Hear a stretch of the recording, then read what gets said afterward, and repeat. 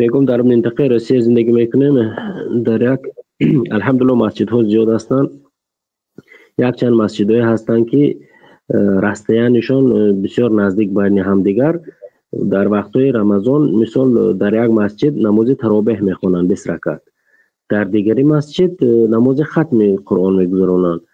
اگر که من مثال گرفتم در مسجدی که هم تو تراویح میخوانند 20 رکعت نماز خوانم تمام کنم، با میتونم اسپید میکنم میرم دیگر مسجد به 8 رکعت یا 6 رکعت آخری ختم قرآن با الکی که اسپید میکنم.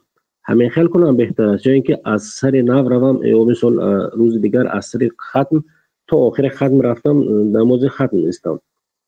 اگر که اون چگونه نماز بود است که شما 20 رکعت میخوانید و آن حالی 9 2 رکعت خواندید؟ چند پاره میخوانید یک روز به مسجد 8 رکعت؟ 2 رکعت نیست دوست، میگم یا 6 یا 8 رکعت آخران 8 یا 6 رکعت اسپید میکنم.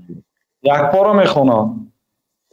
یک پاره میخوانند، هر دو مسجد برابر میخوانند. یک مسجد هم تو تراویح میخوانند ختم قرآن نه، دیگری مسجد ختم قرآن میخوانند. زین سبب برادرها ببینید 8 رکعت خواندم، 10 رکعت خواندم، 20 رکعت خواندم، ولی با پگاه درباره تراویح گپ میزنیم. پگاه انشالله ساعت 3 وقت دوشنبه پگاه درباره تراویح سخن میکنیم. چند رکعتی که خواند ببینید، اگر اون 20 رکعت میخواندگی هم قریب 1 ساعت میخواند، 8 رکعت خواندگی هم 1 ساعت میخواند.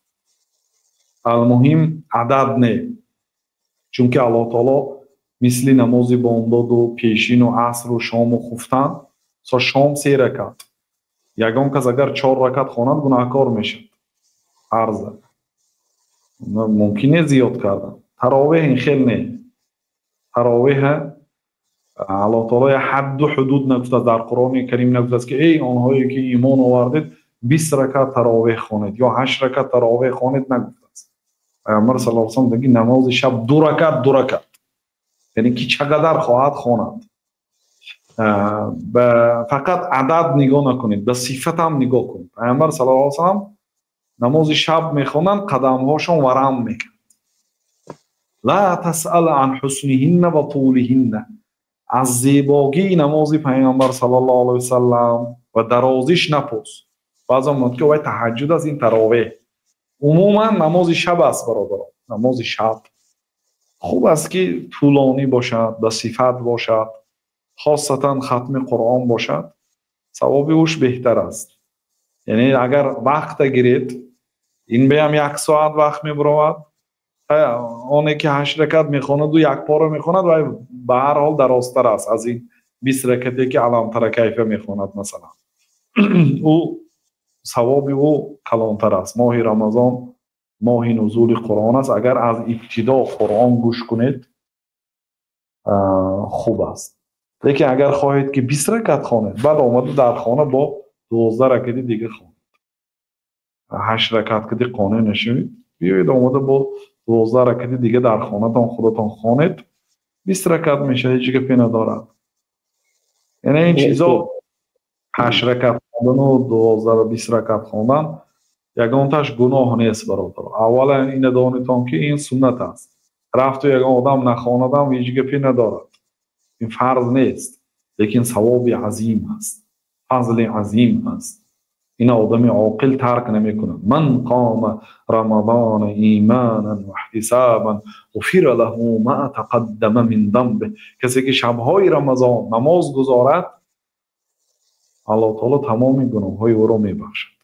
هر دو مسجد 20 رکعتی میخوانند، هر دو مسجد 20 رکعت، فقط که یک مسجد تراویح ختم میگذرانند، یک مسجد ختم نمیگذرانند. جای سوال یعنی اینا هم 20 رکعت خواند، اینا هم 20 رکعت میخوانند، لیکن یکتاش ختم میکنه یکتاش ختم نه. یعنی که اونه که ختم میکنه ثوابش بهتر است.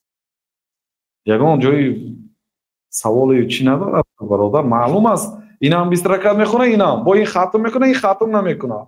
شما روید اما از ابتدا ختم گوش کنید. آخر وقتی که شما 1 پاره قرآن گوش میکنید، تمام اعضای بدن شما هر یک آیت به یک اعضاتون فایده دارد. بسیار خوب است. علاوه خصوص آدمی که خودش ختم قرآن کرده نمیتوند، گوش کردن قرآن بسیار ثواب عظیم است. پیامبر صلی الله علیه و آله صحابه گفتند که اقرا، قرآن قرائت کن. گفت یا رسول الله علیک اقرأ و علیک انزل. آخه قرآن به شما نازل شده است، من برای شما قرائت کنم یا رسول الله؟ گفتن که بله، من دوست می‌دارم که اینی احب ان اسمعها من غیری، من دوست می‌دارم که قرآن را از غیر خودم شنوم. قرائت کردم، میگفت حتی به فلان آیت وقتی که رسیدیم حسبک گفتم، یعنی کفایه است تا اینجا. ناگاه دیدم که در رخسارهایشان آبی دیدهشان جاری بود، یعنی گریه کردن، یعنی از دیگر کس گوش کردن. وقتی که در مسجد می روید قرآن گوش میکنید بسیار فضل عظیم دارد. بنابراین برادر عزیز، برای و مسجدی که ختم قرآن میرد و اونجا اشتراک کنید، مادامی که دو مسجد دارید و امکانیتی به ختم قرآن اشتراک کردن دارید، از ابتدا تا انتها ترک نکرده روید.